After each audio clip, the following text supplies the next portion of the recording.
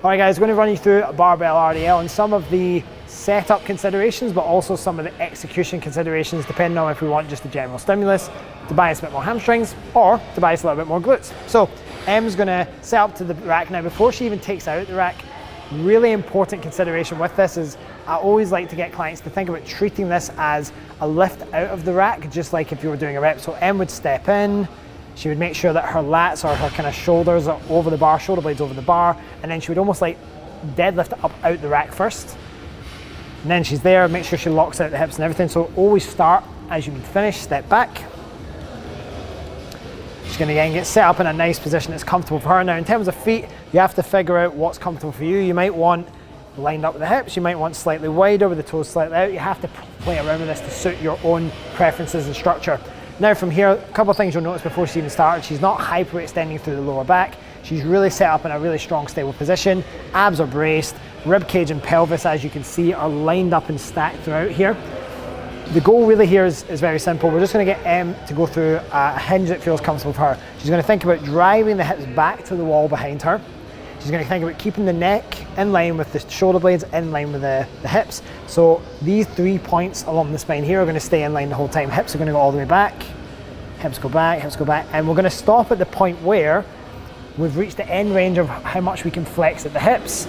We're feeling a nice lengthened feeling in the hamstrings, and it's making sure we go to the point and stand up, that we're not exceeding our lower back range or our range of hip flexion. Now what will happen is if you exceed the amount of active range you have, go down in for me, and we'll tell you when we're at our end range here. So that's about it there. If she were to go any further, that's actually coming from the lower back, moving the lumbar spine rather than from her hips. So stand up for me, quick, good, hold there. So we want to make sure that that rib cage is pulling down to the pelvis, that's locked in throughout. Lats are going to be engaged throughout as well, so we're not going to overextend the upper back. We're going to make sure this is pulled down. Lats are engaged, but without extending or overextending through the lumbar. So this is all locked in place, lats are engaged. She hinges through the movement, getting the hips as far away back from the bar as possible. And remember, it's not about how low you can go, it's about how far back you can get the hips and how much you can lengthen the hamstrings. Now, if we wanted to bias a little bit more glutes, what we might get Em to do here is we might get her to soften at the knees earlier and have a bit more knee bend, just in order to get the hips more flexed and get more glutes. So she's going to stick the butt right back, and she'll start breaking at the knees now. Bend, bend, bend, bend, bend, bend. And so we're getting just that little bit more hip flexion. And rack it up for me. Great, and we'll get you to do it without the bar now. So we just go through those just slowly again. If we're doing more of a general dominance, we're not going to necessarily try to keep the knees all the way back. So go through your hip hinge for me. Okay, cool. So as you'll see here, for example, she's not necessarily pushing those legs back to get really, really right into those hamstrings maximally. And she's not necessarily bending at the knees and lowering down more in order to get those hips in a more flexed position to get more glutes. A more general one is going to be somewhere of a mixture between the two, but if we wanted more hamstrings, we'd need to set those knees back a little bit more.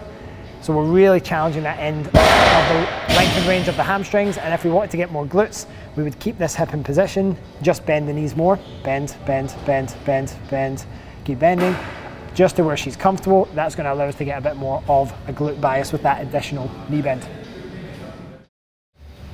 All right, so if we're doing more hamstring dominant, we'd be looking for Em to really stick her hips all the way back. Knees are going to slide back away so that they're not quite, the shins are not quite vertical. And bring it up.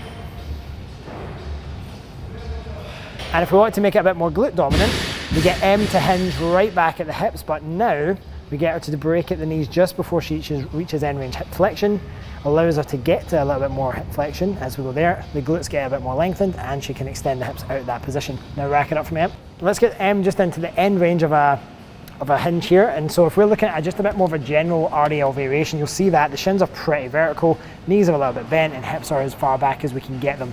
Now again, if we want to make it a little bit more hamstring dominant, knees are going to slide back a little bit more, and that's going to allow us to get that really, really lengthened through the back of the hamstrings there. But if we want a little bit more glutes, she's going to have to bend at the knees more while keeping the hips back. Bend, keep bending Em for me, keep bending the knees, bend the knees, bend the knees. And you can see that allows us to get even more flexed at the hips here. That's going to allow us to get a little bit more glutes.